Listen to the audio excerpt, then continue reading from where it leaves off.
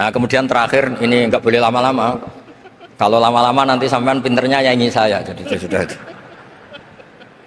Tapi nggak apa-apa lah. Saya ini termasuk kiai yang sudah diundang. Ini termasuk Pak MPR, nggak boleh ngundang saya.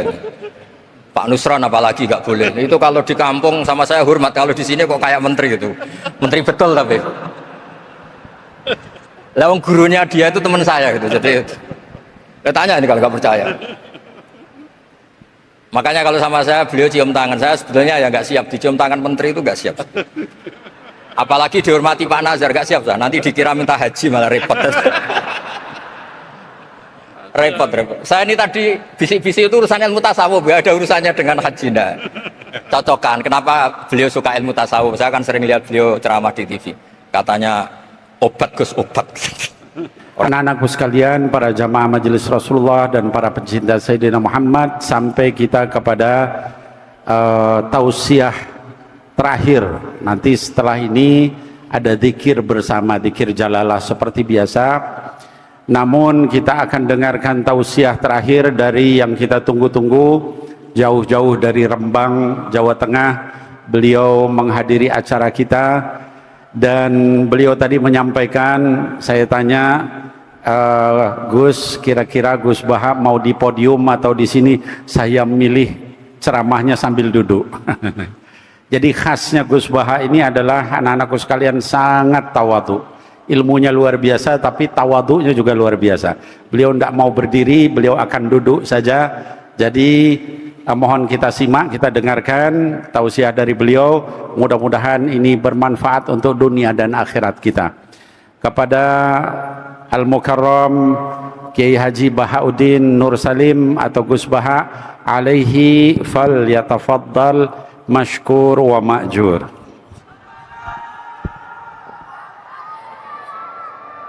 Ini nanti tak kasih kanan, tak kasih dua lagi. Saya punya hutang ngasih kita.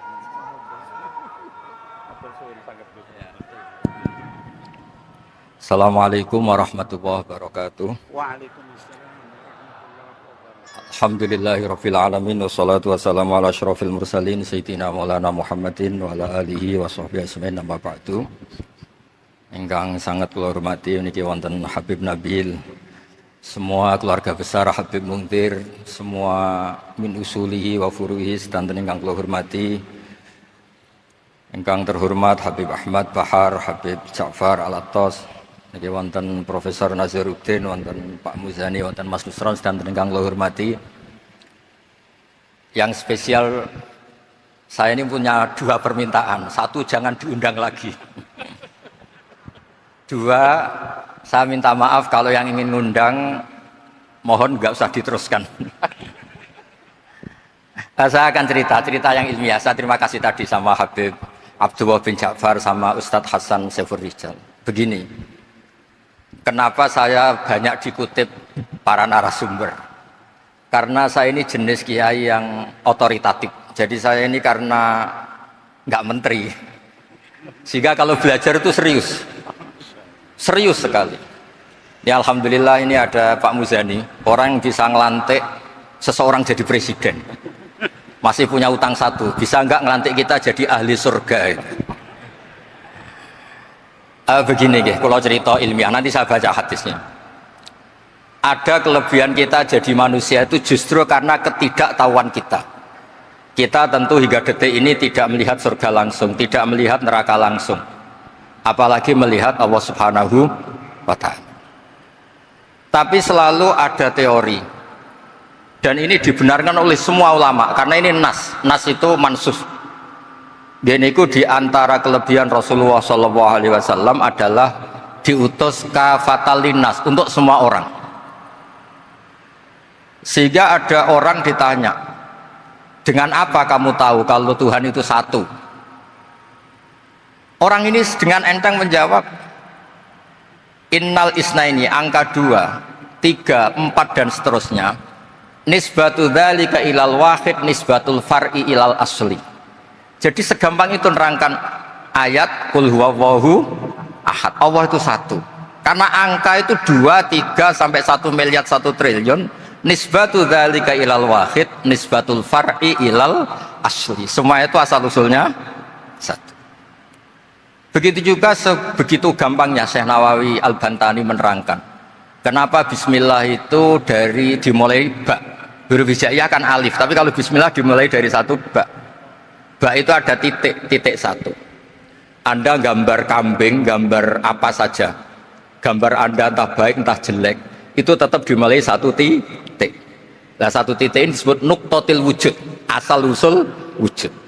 Sebab itu kitab I'anatul Thalibin, tadi Habib Nabil cerita sanad-sanadnya Mbah Mun. Sebetulnya kalau boleh angkuh, yang berhak cerita itu saya, karena kitabnya milik saya. Tapi beliau tak kasih terus cerita, ya alhamdulillah. Ada penyambungnya. Nanti tak kasih lagi beliau. Ya memang yang paling berat beliau karena turunannya itu. Tapi kitabnya dari saya, jadi ya satu-satu. Kitab I'anatul Thalibin itu dikarang oleh ulama top, namanya Sayyid Abi Bakar Syato. Beliau punya murid yang sangat terkenal di Indonesia, namanya Syekh Mahfud At-Turmusi. Syekh Mahfud ini punya murid diantaranya yang paling terkenal tentu Mbah Hashim sama Mbah Ahmad Dahlan, pendiri Muhammadiyah. Jadi kemudian kitab I'anah ini populer sekali untuk menerangkan fikih-fikih di Indonesia. Termasuk cerita bahwa wujubul jihad itu wujubul wasail lal maqasid. Jadi jihad itu wajib, itu wujubul wasail lal maqasid. Sama cari disarahin.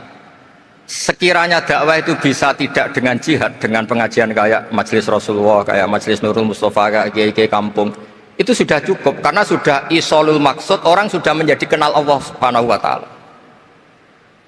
Sebab itu ketika Sayyidina Ali diutus di beberapa peristiwa termasuk di Khaybar, Sayyidina Ali didhawuhi la ayyahdiyawu bika rajulan wahidan khairan laka min humrin na'am.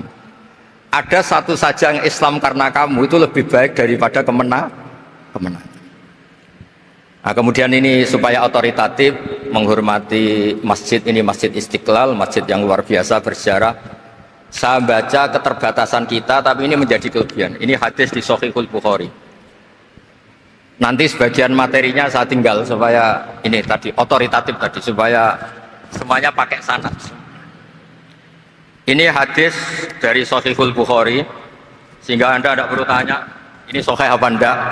Karena ini di Sahih Bukhari, ikutnya nomor hadisnya itu 6408. Monggo kalau mau dihafal. Biasanya jenengan kan hanya hafal Arba'in Nawawiyah. Ini hadis ini nomor 6408. Ada keterbatasan yang akhirnya menjadi kelebihan kita, yaitu kita tidak tahu Allah Subhanahu wa taala. Suatu saat para malaikat ditanya, apakah mereka yang membaca tasbih di sini, misalnya di Istiqlal ini, ngerti saya, kata Allah. Kata malaikat, tidak tahu. Fayaqulu hal ra'auni. Qal fayaqulu la wallah ma ra'auka. Qal fayaqulu kaifa la ra'auni. Yaquluna la ra'auka kanu asyadda laka ibadatan wa asyadda laka tamjidan wa aktsara laka tasbihan. Andaikan manusia itu ngerti engkau ya Allah, maka tasbih mereka ini akan lebih dari kita. Saya beri contoh, ini terutama untuk dzurriyyah Rasulullah SAW. Nabi itu manusia, bashar, tapi lakal bashar. Nabi ketika muji Allah Subhanahu wa taala ini supaya kalau sholat jangan hayati. Misalnya pertama muji begini, lakal hamdu mil'us samawati wa mil'ul ardi. Kebanyakan di Jawa memang baca pakai rofaknya mil'u, tapi di beberapa sanad dibaca mil'ah, itu urusan Arab lah. Engkau itu saya puji seluas langit dan bumi, seluas langit dan bumi. Seluas langit dan bumi itu nggak keren, karena langit ini tetap mahsurah, as-samawat ini apapun luasnya langit itu tetap terbatas. Bumi apapun luasnya juga terbatas. Apa yang diteruskan oleh Rasulullah SAW? Wa mil'u ma syi'ta min syai'im ba'd. Dan pujian saya ini ya Allah sesuai kehendakmu, sejumlah kehendakmu, karena ini yang tidak terbatas. Begitu juga ketika Nabi dengan keterbatasan sebagai manusia, bukan sebagai habibullah, atas nama manusia. Nabi itu punya dua sisi, kadang sebagai bashar, kadang sebagai habibullah. Dan sama-sama penting untuk mengawal Islam ini. Saya ulang lagi, sama-sama penting untuk mengawal Islam ini. Ketika Nabi sebagai bashar ngendikan begini, La nufsi Allahumma lakal hamdu hamda yuwafi ni'amaka, misalnya pakai mukhatab, wa yukafi mazidak. Saya memuji engkau ya Allah dengan pujian yang sesuai jumlah nikmatmu. Wa yukafi mazidak, dan bisa berserasian dengan tambahan-tambahan nikmatmu. Tapi apapun luasnya nikmat itu terbatas. Sehingga Nabi nambahi, la ukhsi thana'an alaika anta kama athnata ala nafsik. Saya muji ini tidak terhitung sama sejumlah pujian yang engkau lakukan. La ukhsi atau la nukhsi thana'an alaika anta kama athnata ala nafsik. Sehingga ini kreasi-kreasi Bani Adam yang malaikat itu tidak bisa. Saya ulang lagi, ini kreasi-kreasi Bani Adam yang bakat malaikat itu tidak bisa. Ini saya baca di kitab Fathul Bari, ini sarahnya kitab Bukhari. Kata Imam, ini saya ulang lagi, ini kata Imam Ibnu Hajar al-Asqalani, pensarah terbaik Bukhari. Jadi Sahihul Bukhari itu punya sarah paling terkenal namanya Fathul Bari. Itu gurunya Syekh Zakaria Al-Ansari. Syekh Zakaria itu dikenal sebagai Syekhul Islam. Itu berkahnya punya guru alim banget, kereng. Ibnu Hajar al-Asqalani itu kereng itu keras. Kalau muridnya tidak bisa itu keras sekali, tapi urusan ngaji saja. Terus punya murid itu pinter sekali, namanya Ibnu Hajar al-Haytami. Jadi beliau kalau mau ngaji ya susah, karena gurunya itu alim, nyuruh baca. Kalau mau ngajar ya susah, muridnya itu alim, takut salah. Jadi akhirnya pinter. Orang punya murid alim alama itu kan bingung. Makanya saya tidak suka kalau Profesor Nazar ngaji saya, nanti ngoreksi repot. Sudah gitu Islamnya beliau formal karena Menteri Agama, saya non formal. Lama-lama Islamnya beliau legal, saya ilegal. Kan jadi repot nanti. Makanya tadi tak bully, tak cocokkan. Kalau jenengan Menteri Agama sampai akhirat berarti top. Tapi kayaknya di akhirat saya yang ngelamar jadi Menteri Agama. Tidak ada, ini nggak penting. Ini hanya gejolokan saja supaya kelihatan bahwa menteri pun juga warga Indonesia. Begini kata Ibnu Hajar al-Asqalani, ini saya baca ya supaya penghormatan saya sama Habib Umar Hafid. Saya ini baca kitab beliau khatam serius, namanya Taujihun Nabi li Mardhati Bari, yang ditulis oleh Ustadz Fahmi bin Ali bin Ubaidun. Saya baca banyak, termasuk ketika beliau punya manhaj yang tidak populer, kata beliau, fala buddha antuwattina nafsaka ala annana khudamatu hadal kaun. Kamu harus yakin bahwa tugas kiai, tugas ulama itu khudamatu hadal kaun, mengkhidmati semua alam raya ini. Dan jangan pernah putus asa, misalnya melihat non muslim terus kamu putus asa, ini non muslim enggak. Bisa saja suatu saat rubbama aslama fakhsuna islamu, bisa saja dia Islam fakhsuna Islam. Nah, ini wirasah nabawiyah, karena dulu Nabi ketika dari kampung Abdi Yalil dan disakiti, malaikat Jibal itu usul supaya kampung itu dihabisi. Kata Nabi apa? La bal arju ayukhrijawah min aslabihim ma ya'buduwaha wa la yusyriku bihi syai'an. Bisa saja bapaknya masih kafir, anaknya Islam, cucu-cucunya apa? Islam. Kayak apa Nabi itu? Rojaknya Masya Allah. Nah kemudian ini kembali ke tasbih tadi. Kata Ibnu Hajar al-Asqalani, yukhadu min hadal hadis anna dzikral hasil min bani Adam a'la wa asyrafu min adzikri al hasil min al malaikah li husuli dzikril adamin ma'a kasratis syawaghil wa wujudis sawarif wa sudurihi fi alamil ghaibi bi khilafil malaikati fi dzalika kullih. Jadi kita ini enggak melihat Allah langsung, enggak melihat surga langsung, enggak melihat neraka langsung. Tapi cara kita zikir, wis nak wis di neraka yo nangis tenan. Padahal yo ora mesti mlebu neraka, lha nangis tenanan. Kayak apa iman kita? Nah, iman seperti ini sesuai kriteria awal sing dikersana Allah, alladzina yu'minuna bil ghaib. Maka andekan saya ini kok dikasih mukasyafah sama Allah untuk melihat surga, saya milih enggak melihat supaya ngikuti yang tetap ghaib. Nanti kalau saya melihat langsung kemudian iman, kata Allah, akeh tunggali aku iman mau melihat itu. Jadi kadang-kadang keterbatasan kita ini penting. Makanya masyhur Nabi pernah ngendikan tuba liman ro'ani wa amanabi, tapi wa tuba liman lam yaroni wa amanabi. Kalau orang melihat saya kemudian iman itu biasa. Ini orang zaman akhir tidak melihat saya tapi iman. Kadang-kadang itu nggak lewat Habib yang ganteng tuh enggak, lewat Mudin. Mudin di kampung rapati di duwe, ngono iku mulang tauhid ya mandi. Islam itu digawa Habib ya mandi, digawa menteri ya mandi, digawa Mudin ya mandi. Karena Islam itu kafatal, napa kafatal. Nah yang nggak dipunyai malaikat adalah tadi seperti cerita saya tentang Imam Amudi. Segampang itu. Makanya di tradisi pondoknya Mbah Maimun itu ada tradisi qaddimid dirayah ala riwayah. Logika riwayat itu penting karena itu menjadi nyaman. Ya kayak tadi, Allah itu satu. Ketika kita berpikir angka 2, 3 sampai sekian miliar, sekian triliun, nisbatu dzalika ilal wahid, nisbatul far'i ilal asl. Semua itu dibanding angka 1 adalah cabang. Gambar kayak apa ruwetnya, dinisbatkan asal usulnya mesti satu nuktoh, yaitu satu titik. Nah satu titik ini kata pengarang Yanatul Thalibin, bi kana makana wa bi yakunu mayak. Nah kemudian terakhir ini nggak boleh lama-lama. Kalau lama-lama nanti sampean pinternya nyanyi saya, jadi itu sudah itu. Tapi nggak apa-apa lah. Saya ini termasuk kiai yang sudah diundang. Ini termasuk Pak MPR, nggak boleh ngundang saya. Pak Nusron apalagi nggak boleh. Itu kalau di kampung sama saya hormat, kalau di sini kok kayak menteri gitu. Menteri betul tapi. Lah gurunya dia itu teman saya gitu. Jadi tanya ini kalau nggak percaya. Makanya kalau sama saya beliau cium tangan, saya sebetulnya ya nggak siap dicium tangan menteri itu nggak siap. Apalagi dihormati Pak Nazar nggak siap, nanti dikira minta haji malah repot.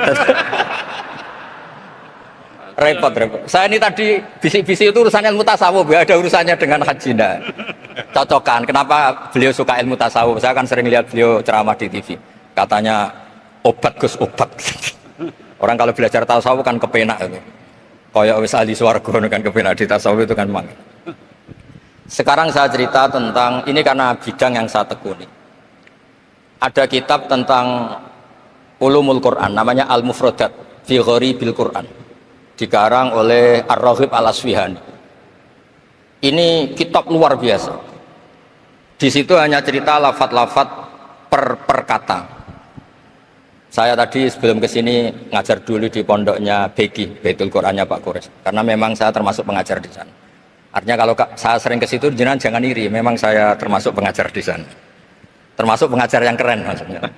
Keren itu artinya pakai referensi, bukan asal.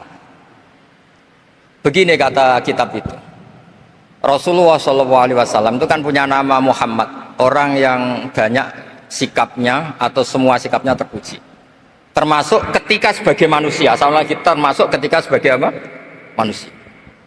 Sebagai manusia aja Nabi gak pernah salah. Begini kata kitab itu. Nabi-nabi yang keren-keren itu, sama lihat di Ahaditsus Syafa'ah, itu masih egois. Ketika ada haulul mauqif, ada prahara mauqif, itu semua nabi bilang nafsi, nafsi, nafsi, nafsi. Ketika dimintai syafaat bilang nafsi, nafsi. Tapi Rasulullah SAW itu beliau ngendikan ummati, ummati. Dan beliau ketika dimintai syafaat kata beliau sudah, analah, saya bisa memberi syafaat. Kata beliau, fa'akhirru lillahi ta'ala sajidan fayaqulu li ya Muhammad irfa' ra'sak wasal tu'tah wasfa'tu syaffa'. Kayak apa hebatnya Rasulullah SAW? Umumnya para nabi melihat akhirat itu sudah akhir dari semua amal. Itu menurut Nabi Muhammad gak keren. Allah itu gak bisa didikte akhirat. Allah itu Tuhan, tetap yaf'alu ma yasha. Jadi gak bisa misalnya sudah akhirat orang nyuwun sewu terus tanya, ya Rasulullah ini sudah akhirat kok jenengan sujud bareng ini gimana? Ini sudah nggak darul amal tapi ini darul jaza. Tidak bisa. Akhirat nggak bisa dibatasi. Karena akhirat nggak bisa membatasi Allah, Nabi tetap dengan rileksnya minta sama Allah. Fa ahmaduhu bima hamida allamani ya rabbi. Kemudian saat itu saya muji-muji Allah dengan pujian yang luar biasa. Terus kata kitab itu, fa Muhammadun Ahmadu min wairihi. Makanya beliau punya nama Ahmad. Ahmad itu afal tafdil, bukan fi'il mudhari' waqi' mutakallim. Ini pernah madrasah dulu di Kutsian. Tamat. Beliau kalau di rumah hormatnya enggak kayak tadi, lebih dari itu. Tadi di sini pejabat terus. Sembrono ya di sini itu. Ya tapi nggak apa-apa itu. Tadi sudah dipuji akhlaknya baik, apa-apa baik, alhamdulillah. Fa Muhammadun ahmadu min ghairihi. Ketika para nabi nggak bisa muji Allah di mahsyar, bahkan mereka itu nyuwun sewu egois, hanya mikir diri sendiri, nafsi-nafsi. Rasulullah Muhammad ini punya nyali untuk muji Allah dan tetap mengajukan permohonan apa? Syafaat. Makanya disebut fa Muhammadun ahmadu min ghairi. Sampeyan ya di Bukhari, di Muslim. Fa ahmadu fi mahamida allamaniha rabbi. Tetap muji-muji Allah. Nah, bukti bahwa teori saya benar dan otoritatif adalah yang nggak bisa hilang di surga itu juga wiridan. Ketika kita masuk surga, apa kita kegiatannya? Da'wahum fiha subhanakallahumma wa tahiyyatuhum fiha salam wa akhiru da'wahum alhamdulillahi rabbil alamin. Nah, kemudian ini juga yang terus kemudian dinyatakan al-baqiyatus sholihat. Ini kalimat-kalimat yang abadi. Karena apa? Di dunia ya kita bilang subhanallah alhamdulillah, di akhirat dia bilang subhanallah. Kayak apa kerennya kita sebagai Bani Adam? Nah, makanya disebut alladzina yu'minuna bil ghaibi. Wong tidak melihat Allah, tidak melihat surga, tidak melihat neraka, tapi iman kita ini kayak iman sing musyahadah. Iman sing hakul yakin, ainul yakin. Kenapa demikian? Ya karena tadi kita diajari terus menerus oleh Rasulullah SAW. Yang terakhir saya cerita mukjizat. Ini juga terkait dengan betapa mudahnya hadad din ini di logika, dicerna. Kata Rasulullah SAW, sabda Nabi di hadis, salang lagi ini hadis sahih di bab awal Fadailul Quran di Sahihul Bukhari. Dicek, kalau nggak percaya dicek. Ma minal anbiya'i nabiyyun illa u'tiya minal ayati ma misluhu amana alaihil bashar wa innama kana alladhi utitu wahyan awhahu wa ilayya fa arju an akuna aktsarahum tabi'an yaumal qiyamah. Enggak ada nabi kemudian kecuali dikasih wahyu, dikasih mukjizat. Dan mukjizat ini dahsyat sehingga orang itu dipaksa iman. Kayak Nabi Soleh, ada unta besar keluar dari batu. Nabi Musa punya tongkat dipukulkan ke Laut Merah, langsung menyibak jadi daratan. Tapi kata Nabi Muhammad SAW, kata, saya itu tidak punya mukjizat kayak itu, juga gak ingin. Saya ini dikasih mukjizat Al-Quran, dan saya berharap karena mukjizat Quran ini adalah terus kemudian umatku menjadi yang terbanyak ila yaumil ya. Sekarang kita berlogika, ini kata kitab Fathul Bari lagi, kita berlogika, ajaza yu'jizu ijazan. Sesuatu yang menjadikan orang lain nggak mampu disebut ijaz. Kemudian karena ayat menjadi mukjizat, sesuatu yang kita sepakat tidak mampu. Nah kalau itu masalahnya, tongkat dipukulkan laut kemudian menjadi kering, kita mampu enggak? Enggak kan? Tapi pertanyaannya, Anda bikin nyamuk mampu enggak? Enggak kan? Anda bikin sapi, bikin unta mampu enggak? Enggak kan? Makanya Nabi Muhammad SAW cukup, sudahlah kamu itu manusia, bahkan sekedar menciptakan lalat itu tidak bisa. Inna Allaha la yastahi ayyadriba masalam ma'ba'udatan fama fawqaha. Kemudian mukjizat ini sama Nabi dicontohkan hal-hal yang keseharian kita. Wa min ayatihil lailu wan naharu wasyamsu wal qamar. Sekarang peristiwa laut dibelah Nabi Musa dengan matahari yang nggak pernah turun mesin, itu keren mana coba? Keren matahari yang nggak pernah turun. Terus kata Ibnu Hajar al-Asqalani, li'annal mu'jizat al-madiyah kanat khisyatan tusyahadu bil absor kana qati soleh wa asa Musa wa mu'jizatul Quran tusyahadu bil basirah fakana man yattabi'uhu atau yatba'uhu li ajliha aksar fa innal ladhi yusyahadu bil absor yang qaridu binkiradi musyahidihi wal ladhi yusyahadu bil basirah bakin. Ya, saya ulang lagi, bakin. Ya, bakin terus disaksikan orang sing ja'a badal awali mustamirran. Begini logikanya. Mukjizat kayak nakoti Soleh atau Asa Musa yang terkenal. Saya andaikan jadi umatnya Nabi Musa terus dikasih tongkat itu, terus bisa apa coba? Ketika kita punya utang disuruh nyaur, ya nggak bisa dipakai jaminan kan. Sudah gitu orang tanya, ini asli apa enggak? Kalau asli buktikan. Kan ya repot. Tapi kalau kita jadi umatnya Rasulullah SAW ditunggoni Quran, punya banyak masalah, resepnya sabar. Kalau nggak bisa sabar ya nyari kiai-kiai tukang ijazah, anak menodongannya mandi. Karena orang mensifati Allah itu macam-macam. Makanya saya pastikan, nggak ada agama yang mengajarkan rasional kayak agama apa? Islam. Makanya liqaumi yaqilun liqaumi yatafakkar. Coba misalnya nyamuk. Kamu bikin nyamuk tidak bisa kan? Nyamuk punya organ tubuh kecil, organ tubuhnya punya urat. Kamu mikirnya kayak apa? Sekedar bikin patungnya saja tidak bisa, apalagi bikin nyamuk. Jadi untuk mengakui kudrohnya Allah yang tidak terbatas dan kita lemah, itu udah usah nunggu peristiwa kayak terbelahnya laut. Cukup wa ma min dabbatin fil ardi wala ta'ir yatiru bi janahihi illa umamun amsalukum inna fi khalqis samawati wal ardi waqtilafil laili wan nahar, seterusnya la ayatil liqaumi yaqilun. Nah, gara-gara pola yang diajarkan Nabi itu ila yaumil qiyamah orang tetap Islam karena nyaman dengan kepastian mukjizat ini baqiyah ila yaumil qiyamah. Itu kayak apa baiknya Nabi? Makanya saya suka tadi burda yang dibaca. Ada ulama kayak Muhammad bin Said Al-Busiri yang ngarang burda. Itu kalau berpikir itu sederhana. Ngeten lho Gusti, malah nerangno pangeran. Lama da'awa da'ina li ta'ati bi akramir rusli kuna akramal umami. Ngeten lho Gusti, karena Rasul Muhammad itu terbaik, ya logikanya umatnya juga terbaik. Jadi lama da'awa da'ina li ta'atihi bi akramir rusli mesti kuna akramal umami. Jadi burda ini saking manjanya sama Allah sampai bilang gini. Wala yadhiqa Rasulullah jahuka bi idzal karimu tajalla bismimun takim. Ya Allah, engkau telah menamai Nabi engkau itu Raufur Rahim, yang penuh kasih sayang, yang sohibus syafaat. Maka ketika engkau ingin nyiksa kami dengan alasan engkau ini al-muntakim, dat yang bisa nyiksa orang maksiat, jenengan harus ingat ya Allah bahwa Nabi kita itu Nabi yang engkau gelari Raufur Rahim. Ya kalau gitu jangan jadi nyiksa. Terus gunanya apa digelari Raufur Rahim reso nyafaati gitu. Itu jenenge wala yadhiqa Rasulullah jahuka bi idzal karimu tajalla bismimunta. Terus fa inna min judika dunya wa darrataha wa min ulumika ilmal lawhi wal qalam. Dan itu juga yang dibuktikan Rasulullah SAW. Sampai beliau ngendikan likulli nabiyyin da'watun mustajabah wa akhtabi da'wati syafaatan ummati yaumal qiyamah. Semua nabi itu punya doa yang mustajab dan semuanya sudah dipakai di dunia.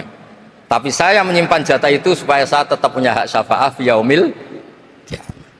Terus ini bukti-bukti bahwa ilmu yang selama ini diajarkan para habaib, para kiai itu otoritatif. Saya hanya bantu jenengan memastikan kalau hadis itu sahih dimaknai oleh ulama-ulama yang kredibel. Ya, perjanjian terakhir tadi. Saya ini termasuk kiai yang sergap tanya Mas Nusron. Pak Muzani juga pernah ke rumah saya. Meja saya itu isinya ya kitab. Habib Nabil pernah ke kamar isinya kitab. Jadi kalau jenengan ngundang saya itu berhadapan-hadapan sama hukumnya Allah, yaitu ganggu orang belajar gitu aja. Mohon ngoten mawon. Assalamualaikum warahmatullahi wabarakatuh.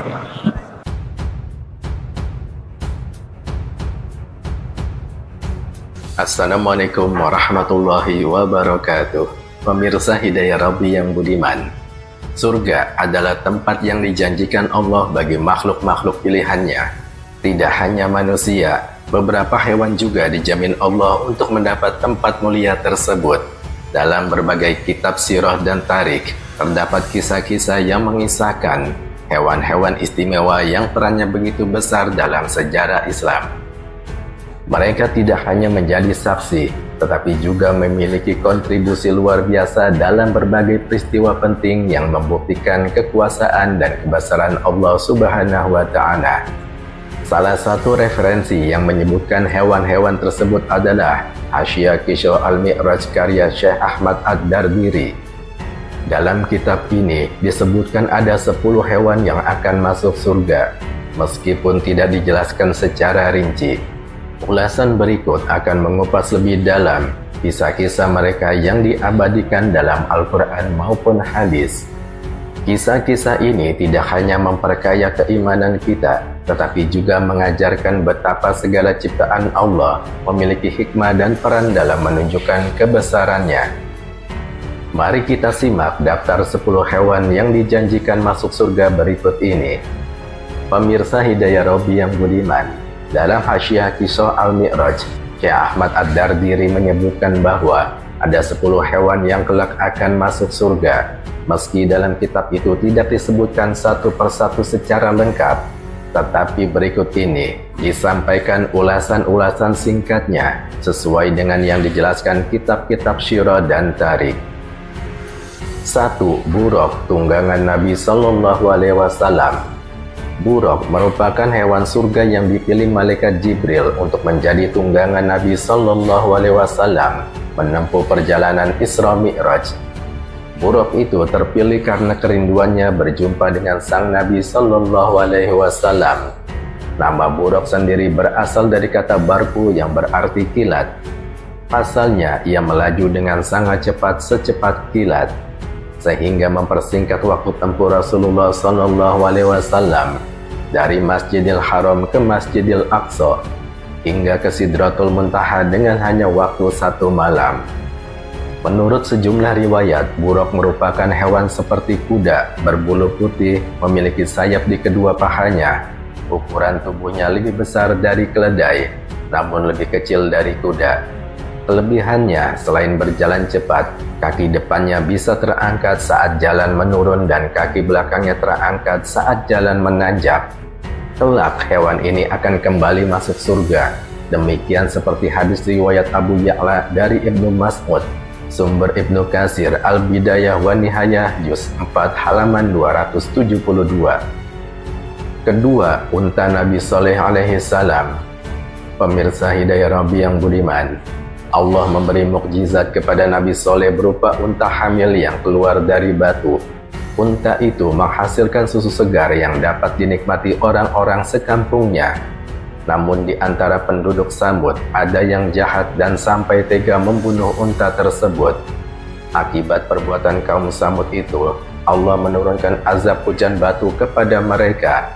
Nabi Soleh dan orang-orang beriman selamat, sementara mereka binasa.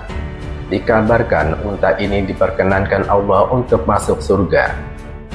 Mukjizat dan kerasulan Nabi Soleh pun diabadikan Al-Quran, yang artinya, dan kami telah mengutus kepada kaum Samud saudara mereka Soleh. Ia berkata, hai kaumku, sembahlah Allah. Sekali-sekali tidak ada Tuhan bagimu selainnya. Sesungguhnya telah datang bukti yang nyata kepadamu dari Tuhanmu. Unta betina Allah ini menjadi tanda bagimu. Maka biarkanlah ia makan di bumi Allah. Dan janganlah kamu mengganggunya dengan gangguan apapun, yang karenanya kamu akan ditimpa siksaan yang pedih. Quran Surat Al-A'raf ayat 73. Ketiga, anak sapi Nabi Ibrahim. Nabi Ibrahim alaihissalam adalah seorang yang sulit mendapatkan keturunan. Berbagai usaha sempat ditempuhnya bersama istrinya Sarah, tetapi Allah Subhanahu wa Ta'ala belum juga mengabulkannya. Pada suatu hari datanglah 3 tamu yang tidak dikenal ke rumahnya. Sebagai orang yang gemar memuliakan tamu, Nabi Ibrahim alaihissalam tetap memuliakan mereka dengan hidangan. Hidangan itu berupa daging anak sapi panggang. Sayangnya ketiga tamunya tidak mau menyentuh hidangannya sedikit pun. Rupanya ketiga tamu itu jelmaan malaikat yang diutus Allah Subhanahu wa Ta'ala. Mereka datang membawa kabar bahwa Nabi Ibrahim dan istrinya akan segera mendapatkan anak. Anak itu tak lain adalah Ishak. Sebagai ganjarannya, anak sapi yang disembelih itu diberi balasan masuk surga. Lebih lengkapnya, kisah ini tercantum dalam surat Az-Zariyat ayat 24 sampai ayat ke-30. Keempat, kambing gunung Nabi Ismail. Pemirsa Hidayah Rabbi yang budiman, Nabi Ibrahim alaihissalam pernah diuji Allah untuk menyembelih anaknya Ismail. Ujian itu sungguh berat, mengingat menunggu kehadiran Ismail bukanlah waktu yang singkat. Namun berkat keikhlasan dan kepatuhannya kepada Allah, Ibrahim berkenan menuruti perintahnya. Pun demikian putranya Ismail. Hingga pada suatu ketika hendak disembelih, Nabi Ismail alaihissalam diganti dengan seekor kambing yang gemuk dan sehat. Rupanya begitu cepat malaikat mengganti dan menyelamatkannya dari penyembelihan sang ayah. Cerita dramatis ini pun dimuat dalam Al-Quran, tepatnya dalam surat Asy-Syaffat ayat 102 sampai 107. Dan berawal dari kisah ini, kita disyariatkan untuk menyembelih hewan kurban pada hari raya Idul Adha. Kelima, Hudhud Ratu Bilqis. Burung hudhud termasuk jenis burung pelatuk yang disebut Allah dalam Al-Quran surat An-Naml ayat 20-40. Burung ini ditugasi Nabi Sulaiman mencari kabar ke daerah lawan. Salah satunya kabar dari negeri Sabah. Sepulang dari perjalanan, burung hudhud melaporkan kepada Nabi Sulaiman bahwa dirinya menjumpai perempuan dengan segala kekayaan, namun masih menyembah matahari. Rupanya Allah memberikan keistimewaan pada burung itu berupa kemampuan fisik dan juga daya jelajah yang hebat, sehingga dapat terbang jauh dan tidak pernah tersesat. Awalnya Nabi Sulaiman tidak percaya dengan apa yang disampaikan sang burung, hingga ia pun kembali mengutusnya membawa seruan dakwah kepada Ratu Bilqis di negeri Sabah. Setelah mengantarkannya, hudhud diperintah untuk mengamati tanggapan Ratu Sabah. Mendapat surat kiriman, Ratu Bilqis segera mengumpulkan para pembesar kerajaan. Mereka kemudian berunding apa yang harus dilakukan untuk merespon surat Sulaiman. Hasilnya adalah mengirim utusan untuk mengantarkan hadiah kepada Raja Sulaiman di Yerusalem. Burung hudhud terbukti benar telah menunjukkan tentang kerajaan Sabah yang tidak diketahui oleh Sulaiman alaihi salam. Berkat jasanya, burung hudhud pun dijamin Allah untuk masuk surga. Keenam, semut Nabi Sulaiman. Hewan berikutnya yang dijamin akan masuk surga ialah semut-semut yang berbincang dengan Nabi Sulaiman alaihi salam. Kisahnya berawal dari perjalanan Nabi Sulaiman dengan pasukannya ke sebuah daerah. Di tengah perjalanan, mereka melewati sebuah lembah yang disarangi semut. Melihat kedatangan Nabi Sulaiman alaihissalam, Raja Semut langsung memerintahkan rakyatnya untuk masuk ke dalam sarang. Alasannya agar mereka tidak terinjak-injak oleh pasukan Nabi Sulaiman alaihissalam. Mendengar instruksi Raja Semut kepada rakyatnya, Nabi Sulaiman alaihissalam meminta pasukannya berhenti seraya memberi kesempatan kepada kawanan semut memasuki sarang. Setelah kawanan semut masuk sarang, Nabi Sulaiman berbincang dengan Raja Semut. Dari pembicaraannya, terungkaplah tujuan Raja Semut yang sesungguhnya. Ternyata ia memerintah kawanannya masuk sarang bukan khawatir terinjak pasukan Nabi Sulaiman, melainkan semut-semut takut merasa takjub melihat kemegahan pasukan Nabi Sulaiman alaihi salam, sehingga melupakan kekuasaan Allah Subhanahu wa Ta'ala. Ketujuh, anjing Ashabul Kahfi. Kisah anjing Ashabul Kahfi ini bersamaan dengan kisah sekelompok pemuda yang tertidur di dalam gua dan terbangun setelah 3 abad kemudian. Bayangkan saja mereka tertidur di dalamnya selama 309 tahun. Tujuan awal mereka masuk ke dalam gua adalah melarikan diri dari kekejaman Raja Decianus yang dikenal pemimpin yang ingkar. Setelah masuk gua, pemuda Ashabul Kahfi yang terdiri dari 7 orang dan ditemani seekor anjing itu dibuat tertidur oleh Allah selama ratusan tahun. Begitu terbangun dari tidur, mereka berhasil lolos dari kejaran Raja Decianus dan hidup di zaman yang sudah lebih baik dari sebelumnya. Kisah ini pun diabadikan Al-Quran dalam surat Al-Kahfi ayat 9-22. Kedelapan, ikan yang menelan Nabi Yunus. Pemirsa Hidayah Rabbi yang budiman, dikisahkan perjalanan dakwah Nabi Yunus alaihissalam mendapat penolakan keras dari kaum Ninawa.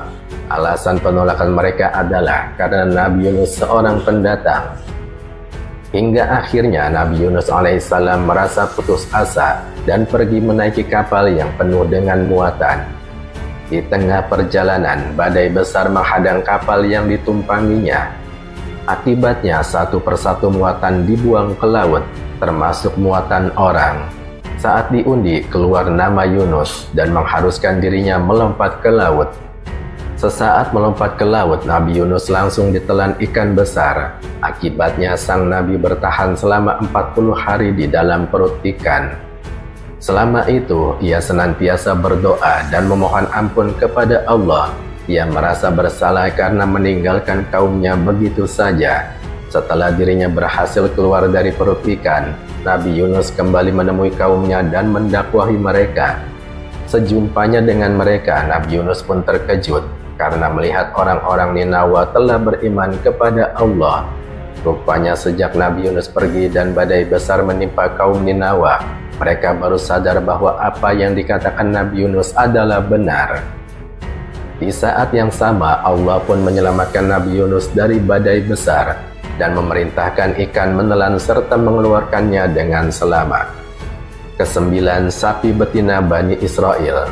Pemirsa Hidayah Rabbi yang budiman, pada zaman Bani Israel, hidup seorang laki-laki kaya raya yang dibunuh oleh orang yang tidak dikenal. Masyarakat pun terkejut dan ingin mengetahui pembunuhnya. Mereka lalu menemui Nabi Musa untuk meminta nasihat. Lantas Nabi Musa memohon pertolongan kepada Allah dan mendapatkan perintah untuk menyembelih sapi betina dengan ciri-ciri tertentu. Beberapa cirinya seperti tidak boleh terlalu tua dan muda, memiliki kulit yang bersih dan tidak pernah membajak sawah. Sampai pada akhirnya sapi dengan karakteristik tersebut ditemukan. Setelah sapi disembelih, Nabi Musa memukulkan dagingnya ke jasad laki-laki yang dibunuh tadi. Di luar dugaan, jenazah itu benar-benar bangkit dari kematiannya. Nabi Musa pun bertanya, "Siapa yang membunuhmu?" Jenazah itu menjawab bahwa orang yang membunuhnya adalah kerabatnya sendiri. Sebagai balasannya, sapi itu pun kelak akan masuk surga.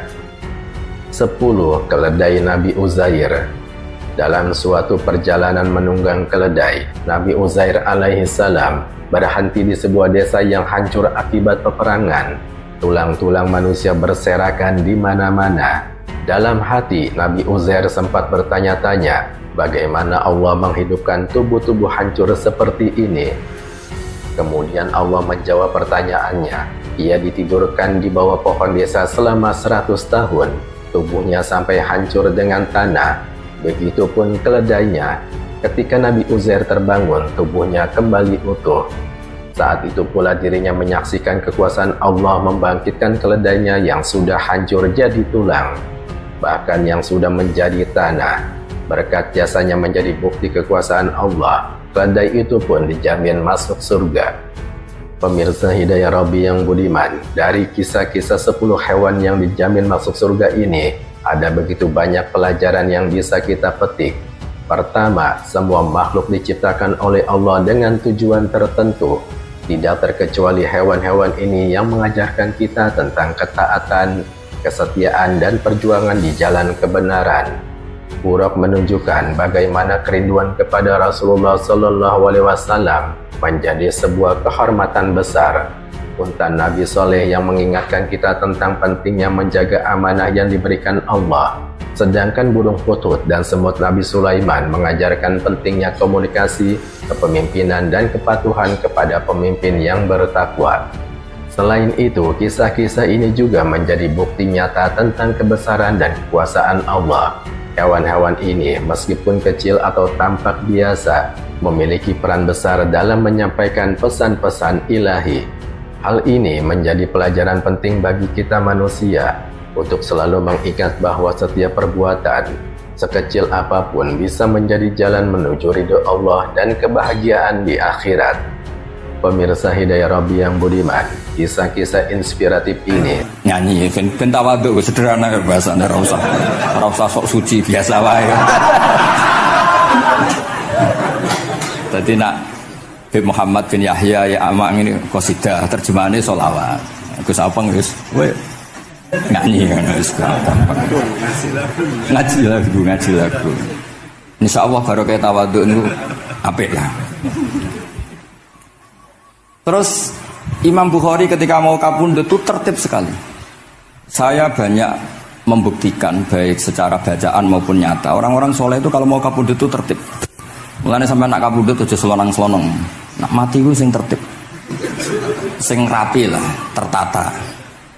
Kula cerita sedikit. Bapak kula niku selawase niku tiap tahun niliki kula teng Jogja. Iku mboten pernah memamitkan saya sama ketua teng tempat kerja kula. Niku bapak tindak teng kene kula Jumadil Ula niku sak tak pamitno mbek kancamu, guru-gurumu, kanca-kanca kowe mulai ngenteni aku. Terus bapak Recep kapundhut. Mbah Mun juga gitu, saya menyaksikan sendiri mau kapundhut itu uang dititipkan ke Subak. Iki aku nak balekno, nak aku ora balik wis bagi dulur-dulurmu. Beliau di pesawat ngendikan Gus Yasin, tenan dosin aku tahlili. Terus ternyata di Mekah kabundut. Itu contoh-contoh kabundut yang tertib, beretika dan berperadaban. Nah Imam Ghazali luwih parah malih, parah kramate boten parah masalahnya. Enggak mbok potong dadi geger. Niku badhe kabundut itu tuku kafan piyambak. Tuku kafan. Terus kanca-kanca sing perjalanan 3 hari karena dulu enggak ada pesawat. Ora ono WA. Niku diundang. Tolong dinongkas ning nggonku ya. Ketika beliau kabundut itu orang yang perjalanan 3 hari enggak ada yang terlambat. Ditakoki, "Kenapa kamu enggak terlambat?" "Saya sudah diundang 3 hari yang lalu." Dan niku tuku kafan terus badan niku badhe subuh salat terus ya mbake cara Jawa nggih agak selonjor terus adike diceluk ali ya bil kafni aku jupukno kafanku. Terus diambung terus beliau ngendikan alar ridho bil intiqal ila malikil mulki pun kula ridho pindah teng alame jenengan Gusti maksudnya kabundut. Ya terus kabundut. Jadi adike ora ribet tuku kafan, ora ribet tuku. Saiki ya ana persiapan tapi gaya-gayaan untuk kuburane wis digawe. Terus gaya mergo larang kawasane iku elit. Niku mboten keramat ning sembrono niku. Lah Imam Bukhari nggih ngoten badhe kapundhut tuh wali-wali angkatan beliau ku dipeni. Desane piyambake jenenge Khortangka, napa bacane Khortanak mboten ngerti. Pokoke kawasan Uzbek karena itu ejaan Soviet. Sauni-unimu lho waca Khortangka, cek Khortanak, cek apa ngono lho. Sing maca penting aja waca demaan karena tulisannya kok sik. Niku wali-wali ngipi ketemu Rasulullah teng pagar desa, teng pojok, teng pintu gerbang. Wali-wali tanya, "Ya Rasulullah, kenapa engkau di sini?" Antaziru Muhammad bin Ismail. Aku ngenteni Muhammad bin Ismail. Apa tak jak bareng. Terus wali-wali ini tangi krungu kabar Imam Bukhari kabundut. Nama beliau kan Muhammad bin Ismail. Jadi akhirnya wali-wali ngerti. Jadi ya badhe kabundut iku ditunggoni Rasulullah sallallahu alaihi wasallam. Kula waca nggih tak waca Arabe. Engko nak mboten paham nggih muni amin nggih semene. Mboten santai mawon sampean. Kula niki mumpung dadi wong saleh mergo nderekaken kersane Habib Bidin. Ya kadang saleh kadang ora, nek ora saleh ya istighfar gampang urusan mbek pangeran niku gampang. Ribet urusan mbek manusa. Wis njuk sepuro yo cek kadang gremeng ya. Tapi ora usah kaget ya apike manusa kalah apik mbek pangeran. Pangeran Ghafur kok manusa kok Ghafur ketok ya ora lah wis biasa wae ngoten. Gampang urusan mbek pangeran ya. Ya cara kaidah fikih kan ngoten. Haqqullah mabniun alal musamaha. Urusan mbek pangeran iku gampang. Urusan mbek manusa ruwet ya. Sing dawuh ali niku. Niku fakta apa pengalaman ya? Pengalaman apa fakta? Pengalaman. Niki kanca kula wali ali al-Habsyi. Nggih boten enten perkembangan mulai mbek kula ya ora jelas ya. Oke kalau waca ya. Akhbarona Muhammad bin Makki sami'tu Abdul Wahid bin Adam at-Tawasis yaqul ra'aitu an-nabiyya sallallahu alaihi wasallam fi naumi wa ma'ahu jama'atun min ashabi wa huwa waqifun fi mawdi'in fasallamtu alaihi faradda alayhi salam faqultu ma wuqufuka huna ya Rasulullah qala antadhiru Muhammad bin Ismail falamma kana ba'da ayamin balaghani mautuh fanadhartu fa idzan huwa qad mata fi sa'ah allati ra'aitu fiha an-nabiyya sallallahu alaihi wasallam. Monggo ya nak badhe kapundhut sing tertib nggih. Habib Ali bin Utsman kabari Habib Bidin ya Ali Al-Habsyi ya Muhammad kondo-kondo sik dadi saged takziah nggih. Nah, ketika Fatihah itu sebegitu keramatnya, sebegitu topnya, itu setan rapat singkat cerita itu yang tadi dipimpin oleh iblis yang sedang terkapar apa? Terus tali obatnya nggak ada, cuma dia shock karena ada surat yang turun yang melafatkan itu pasti selamat dari apa? Neraka. Nah ini gimana saran Anda? Sarannya adalah bikin orang-orang itu lupa tidak baca Fatihah. Nah ini rapatnya iblis. Idzabu wajtahidu hatta tufilu qulubahum hatta la yaqulu hadis surah. Kala yuksiru qira'ataha wa la yakunu lahum ajrun wa thawabun bal yakunu lahum adzabun wa iqabun. Kemudian yang terakhir saya beri ijazah tentang Al-Fatihah ya, karena ini surat yang populer. Kalau saya ijazahi Quran 30 juz pasti sampean nggak hafal. Atau ijazah surat Baqarah, kalau mau Baqarah mau. Ijazahi surat Baqarah mau 2 juz setengah. Mau Mas Asep? Ya Fatihah aja yang gampang ya. Nah, udah. Ya kulhu Fatihah ini paket ringan ini. Tapi pahalanya apa? Besar. Ini beda ya, artinya selama ini mungkin Anda baca tapi monoton ya. Tapi ini saya bacakan teks aslinya tentang istilahnya itu mazaya itu kelebihannya Fatihah. Saya baca Arabnya dulu, nanti ini terakhir ya, ijazah tadi kan saran-saran umum tentang sosial. Ya, pokoknya jadikan kebaikan itu punya nilai sosial yang baik lah. Jadi nanti orang yang nggak amanah nggak laku. Ya, calon bupati, gubernur, presiden yang nggak amanah juga nggak laku. Begitu juga kiai yang tidak amanah juga nggak laku. Suami yang nggak amanah juga nggak laku. Istri yang nggak amanah juga. Sehingga kebaikan ini jadi nilai sosial yang dalam tanda kutip sudah keniscayaan. Yang diinginkan Allah itu seperti itu. Bukan kebaikan yang dipaksakan karena kekuatan negara. Maksudnya kalau bisa kebaikan itu tidak usah dipaksakan. Memang sudah satu kebutuhan. Kayak cerita-cerita di negara maju itu. Bahkan apapun jatuh itu nggak ada yang ngambil apa itu. Makanya gambarannya Mekah Medina kan gitu kan. Barang jatuh nggak ada yang berani apa ngambil, itu saking sudah jadi sistem. Sehingga banyak negara di Eropa itu yang sampai nggak punya tentara, nggak punya polisi karena kebaikan itu sudah. Nah kita kan masih capek, polisinya aja capek apalagi masyarakatnya, karena ya kebaikan itu belum jadi nilai apa bersama. Nah kita selain ditopang negara, ada polisi, ada tentara, itu kita usahakan kebaikan itu jadi nilai apa bersama. Tadi wa'tamiru bainakum bima'ruf. Dan kita punya reputasi yang bagus dalam bab ini. Saya masih ingat kecil saya itu yang jilbaban hanya keluarga kiai. Sekarang rata-rata masyarakat itu jilbaban. Dulu yang sekolah SMP, SMA itu jilbaban kadang dulu malah dilarang ya, harus sama seperti itu seragamnya. Sekarang sudah boleh. Dan nyaman. Lama-lama yang dapat simpatik ya yang pakai pakaian model tertutup seperti itu. Lama-lama gamane cara wong golek mantu ya golek yang seperti itu daripada yang blodor. Lama-lama jadi nilai bersama. Ya ingin saya seperti itulah. Di terminal juga sama. Orang mau makan cari warung yang kelihatan ada ayat kursinya, pakai jilbab, atau paling enggak dia enggak mungkin lah nyuguhkan yang tiren atau yang haram. Akan ada garansi sosial. Ada apa? Ada garansi apa? Sosial. Dengan penampilan yang soleh itu kan, masa iya nyuguhkan oplosan babi gitu misalnya itu. Jadi nilai sosial itu harus harus benar-benar jadi nilai.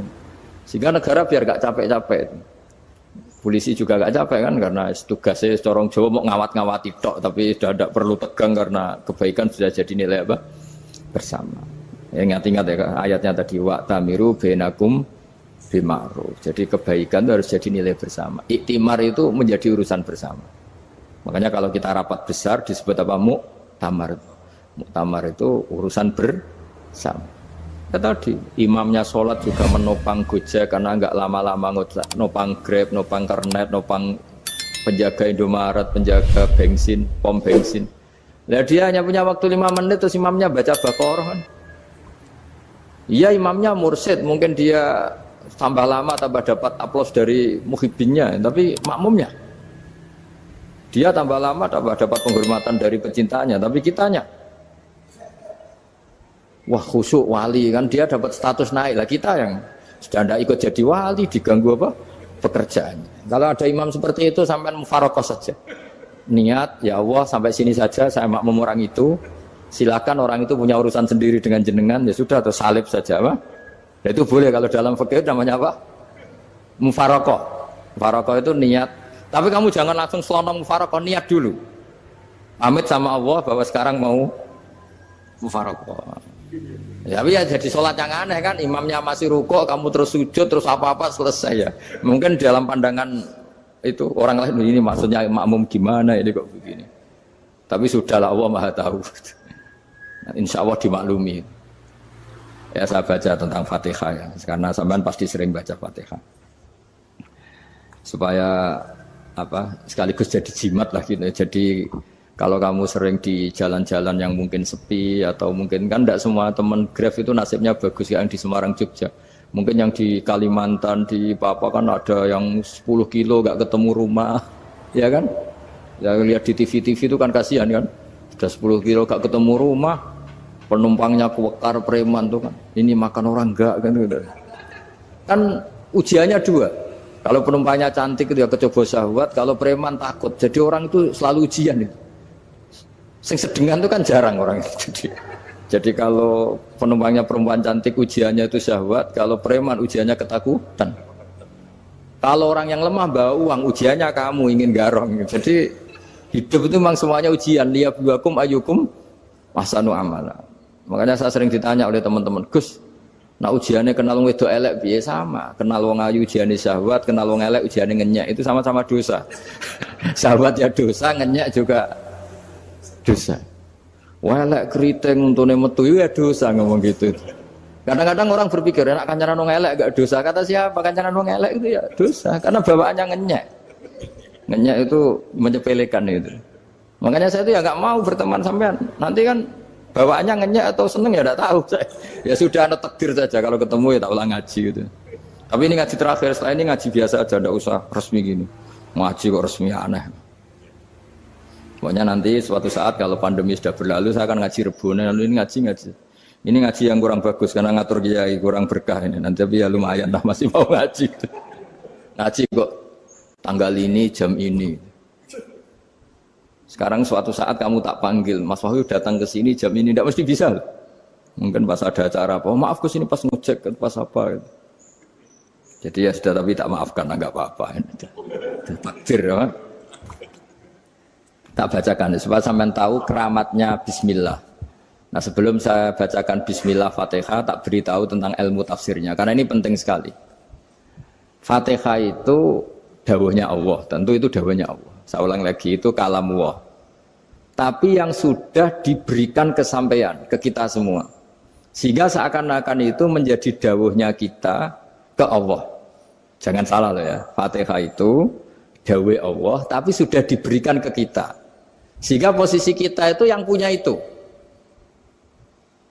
Nah kenapa ini perlu dijelaskan? Karena nanti ada kalimat iyyaka na'budu wa iyyaka nasta'in. Kalau itu masih kalam Allah, berarti Allah ngomong ke kamu, ngendikan ke kamu, kepadamu aku menyembah. Masa Allah menyembah kamu?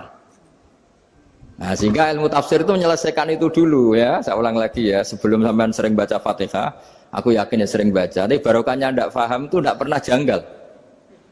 Enggak paham itu ya penting supaya tidak iskal, tidak janggal. Sebetulnya di kalimat itu ada yang janggal. Kalau Fatihah itu kalimatnya Allah atau kalam Allah, bagaimana dengan kata-kata iyyaka na'budu? Masa Allah ngendikan ke kita, kepadamu kami menyembah. Masa Allah menyembah kita? Maka penyelesaiannya secara ilmu tafsir gimana? Semua ulama mengatakan, bukan satu dua, semuanya mengatakan di Fatihah itu semuanya diberi kawalan kalimat.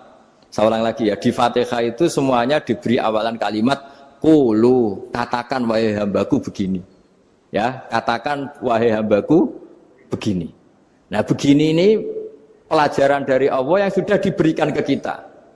Terus kita mengatakan bismillahirrahmanirrahim, alhamdulillahirabbil, termasuk kita mengatakan iyyaka na'budu wa iyyaka nasta'in.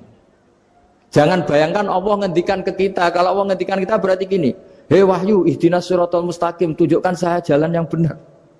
Nah nanti kamu terus, ya Allah, Anda aja minta tolong saya minta tolong siapa kan? Jadi panjang kan? Ya, saya ulang lagi ya. Jadi itu di Ulumul Quran diterangkan gimana? Sebelum baca Fatihah, ya. Fatihah itu kalamullah, ngendikannya Allah, tapi yang sudah diajarkan ke kita dan sudah milik kita, sehingga kalimat itu menjadi milik kita. Tapi ya kalamullah, tetap kalamullah, tapi sudah menjadi milik kita. Sudah paham ya? Ya pinter nah. Ya, karena kalau tanpa penjelasan seperti ini, Anda akan iskal. Bagaimana Allah iskal itu janggal? Bagaimana Allah mengatakan iya karena butuh? Kan jadi aneh ya? Ya, jadi tak jelaskan secara ilmiah ya. Jadi kata ulama-ulama tafsir, ayat-ayat Quran seperti ini sebetulnya dimulai dari kulu apa? Meskipun enggak dilafatkan. Itu kan sama dengan qul huwallahu ahad Muhammad, katakan kalau Tuhan itu satu. Ya namanya Quran itu kan kalam Allah, membina nabinya, membina umatnya. Makanya dikatakan atau enggak, di sini tersembunyi kata qulu, katakan. Ya. Jadi ya ibarat apa itu? Kamu ngajari anak kamu lah. Le, panggil jenengan bapak kula. Itu maksudnya anak itu, kalimat itu kalimat kamu, tapi kamu ajarkan ke anak kamu. Terus anak kamu bilang, Pak jenengan bapak kulo. Nah, ketika kamu mengatakan jenengan, bukan kamu mengatakan jenengan anakku, berarti anakmu itu bapakmu, kan lucu kan? Anak kamu ajari jenengan bapak kulo. Kamu, engkau, bapak saya. Terus anak kamu mengulang, jenengan atau kamu bapak saya. Berarti itu kalimat yang kamu ajarkan, tapi sekarang sudah milik anak kamu.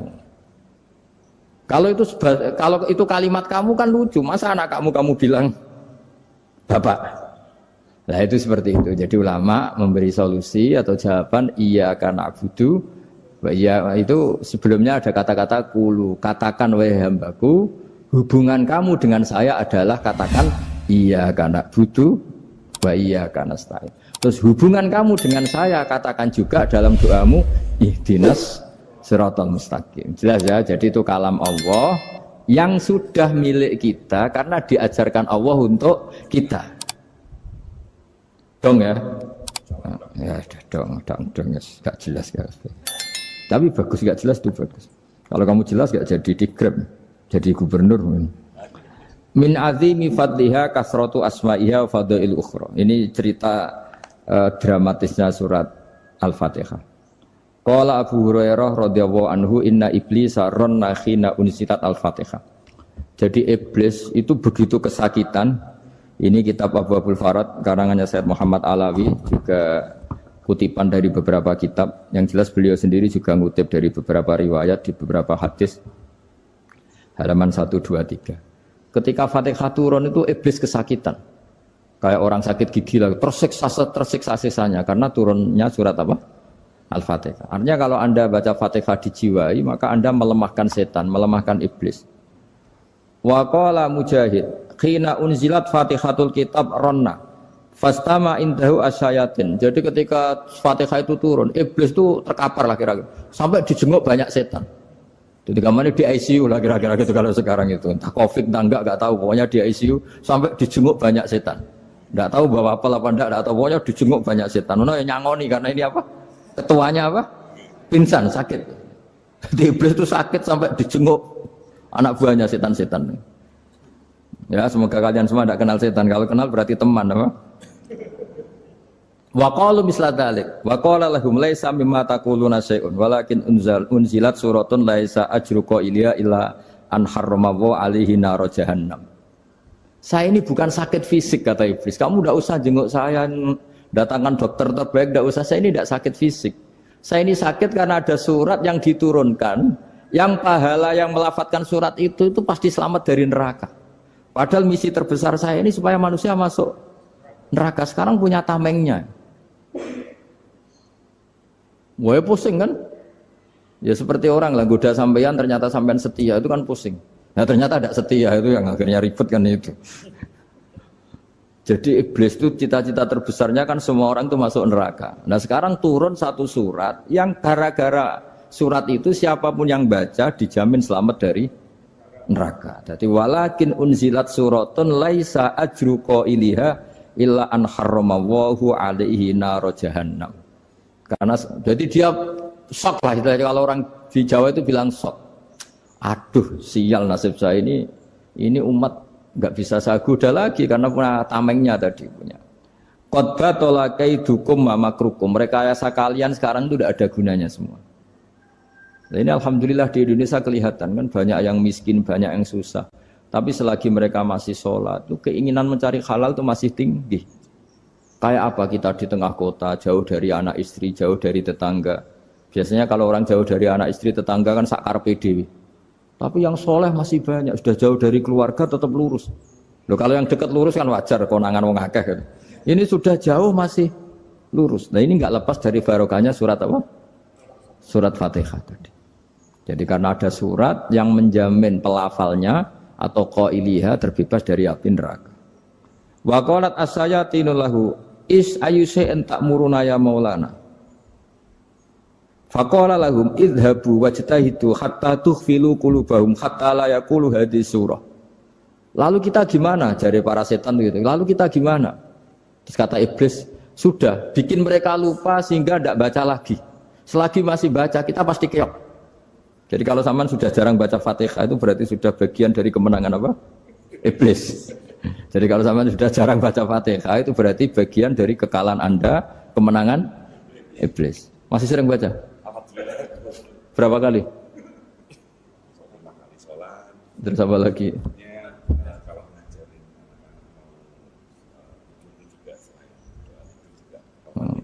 Kok 5 kali tok itu? Berarti pas sholat fardu tok itu. Enggak 5 kali itu mendingan itu 17. Kamu itu ngitungnya jangan 5 ini. 5 waktu itu berarti lumayan kan? Berapa? 17 ya? Ya. 17 ya? Ya. 17 tapi kalau makmum tuh sering separuh kan, apalagi makmum tarawih. Ya kan? Makmum tarawih itu bacanya Fatihah ada yang sempurna enggak ya? Ya enggak lah. Baru alhamdulillahirabbil alamin ruko ikut ruko gitu. Makmum kan yang tarawih teman. Kalau tarawih jarang sempurna ya. Fatihahnya itu. Kan imam sudah ruko. Kamu bacanya Fatihah sampai mana tuh? Baru setengah ya. Ya paling pas tarawih aja kan enggak sempurna ya. Apalagi kalau imamnya sing kilat tuh waduh malah. Nah, ketika Fatihah itu sebegitu keramatnya, sebegitu topnya, itu setan rapat singkat cerita itu yang tadi dipimpin oleh iblis yang sedang terkapar apa? Terus tadi obatnya enggak ada, cuma dia shock karena ada surat yang turun yang melafatkan itu pasti selamat dari apa? Neraka. Nah, ini gimana saran Anda? Terus sarannya adalah bikin orang-orang itu lupa enggak baca Fatihah. Nah ini rapatnya iblis. Idhabu wajtahidu hatta tufilu qulubahum hatta la yaqulu hadhihi surah. Kala yuksiru qira'ataha wa la yakunu lahum ajrun wa thawabun bal yakunu lahum adzabun wa iqabun.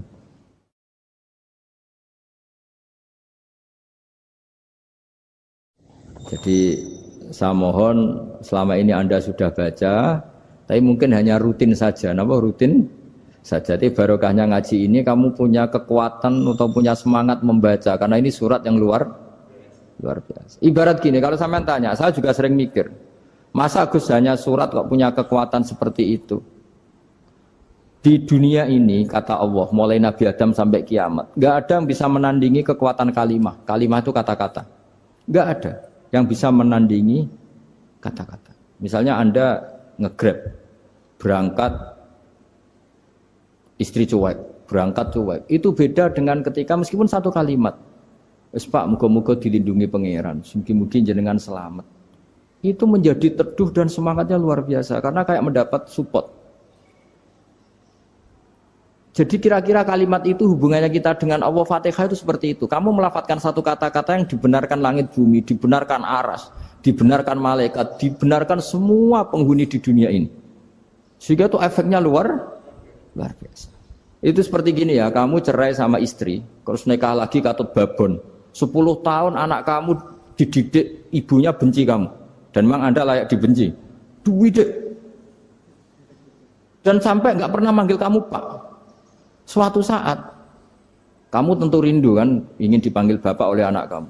Suatu saat anak ini manggil kamu Pak E. Wah itu senengnya bukan main. Hanya sebuah kata-kata. Makanya kadang-kadang orang itu tanya sama kiai, ijazah lafadz ini gunanya apa sih? Itu ijazah-ijazah itu untaian kata-kata. Yang kata-kata ini dibenarkan langit dan bumi dan aras dan para malaikat sehingga efeknya itu luar. Nah ibarat seperti itulah. Kamu melafadzkan Fatihah itu melafadzkan kata-kata yang dibenarkan Allah dan Rasul dan semua malaikat, semua penghuni langit. Maka ini efeknya pasti luar. Nah di sini lah orang-orang dulu itu tahu keramatnya itu sehingga ketika melawan Belanda, melawan Jepang dulu itu kalimat-kalimat itu menjadi mantra yang luar biasa. Doa yang luar biasa. Tapi di era modern karena orang sudah tidak ngerti itu, dianggap itu mantra, jimat, khurafat, bid'ah, waduh ribet menemal. Sebetulnya tidak seperti itu. Memang kata-kata ini kekuatannya luar biasa. Sama kesakitan hati kamu juga karena itu. Ngojek wangilan. Lha Pak di bojo kok kowe gagah tok kere. Wah, iku seling terus.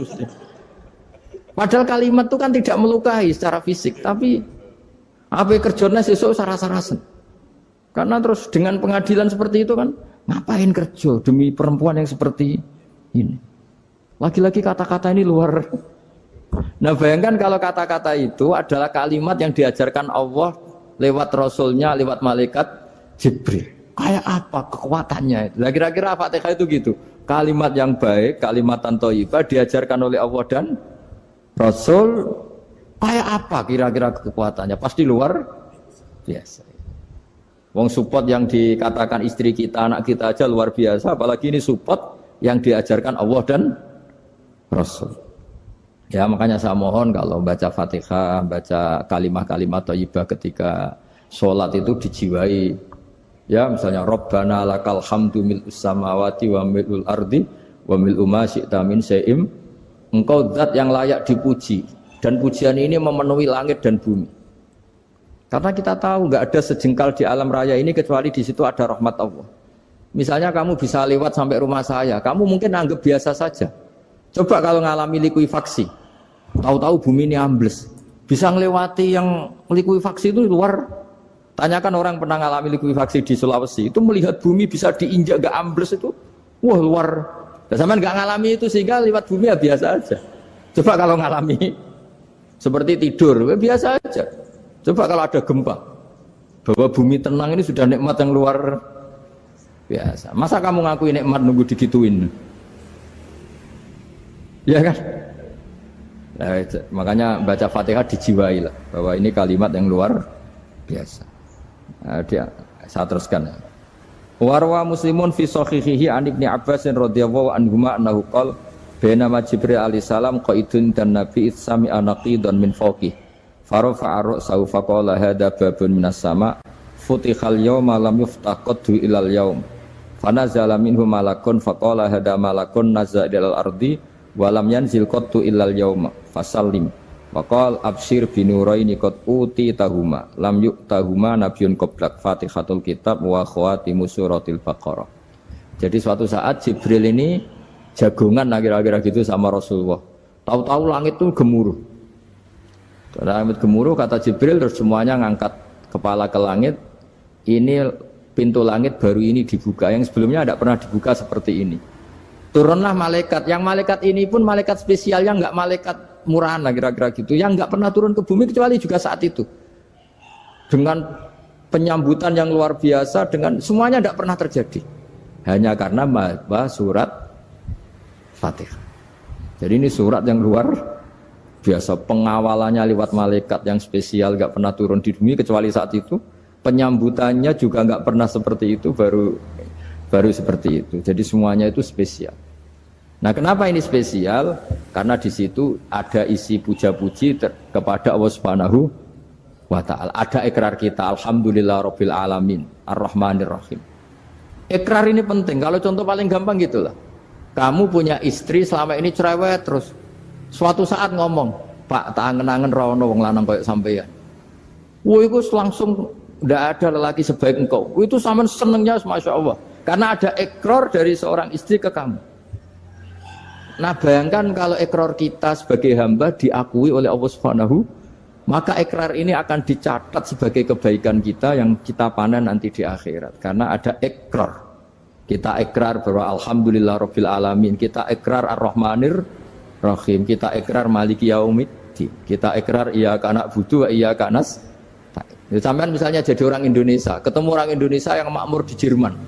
Terus lupa Indonesia. Kamu orang Indonesia? Enggak, saya enggak orang Indonesia. Mangkel gak kira-kira? Mangkel. Karena salah ikrar kan gitu. Ya, jadi saya mohon jangan anggap kalimat itu hal yang biasa, tapi luar biasa. Nggih, ngoten mawon. Assalamualaikum warahmatullahi wabarakatuh.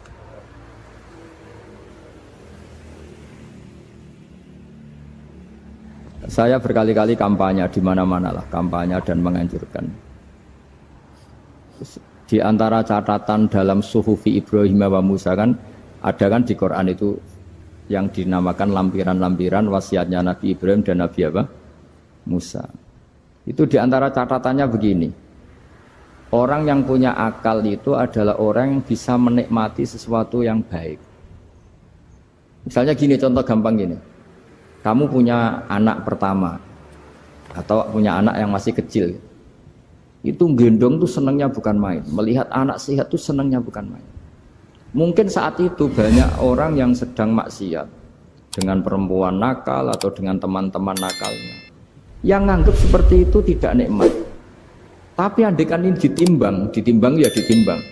Yang maksiat tulan, misalnya paling ukuran bahagianya itu 70%. Tapi yang ini, yang nimang anak baru lahir atau masih kecil, corong Jawa ngeloni anak, bisa saja bahagianya itu sampai 100%. Artinya selama ini kesalahan kita adalah nganggap maksiat itu pasti menyenangkan dan taat itu tidak menyenangkan. Makanya saya berkali-kali fatwa, untuk melawan kenikmatan maksiat, orang harus terbiasa menikmati taat, menikmati kebaikan. Jangan kira kita nimang istri nikmat, nimang anak nikmat, ketemu teman yang lama tidak ketemu juga nikmat. Artinya kita akan melewati berjam-jam untuk jagungan sama teman, sama anak, sama istri. Dan itu harus kamu nikmati supaya mengganti tidak berkebutuhan nikmat yang lewat jalur maksiat. Jadi saya mohon sarana-sarana yang menyenangkan itu, yang taat itu kita maksimalkan. Makanya bapak saya itu sering pesen, kowe nak ngaji sing guyon, sing seneng. Nganti wong maksiat itu karena cari kesenangan. Coba kalau kesenangan itu sudah didapatkan saat taat, maka tidak butuh lagi kesenangan yang berbentuk maksiat. Makanya orang-orang wali dulu kalau sudah sholat itu gak bisa berhenti karena merasa nikmat. Makanya Nabi pernah ngendikan wa qurratu aini fi sholat, nyaman saya itu kalau sedang sholat.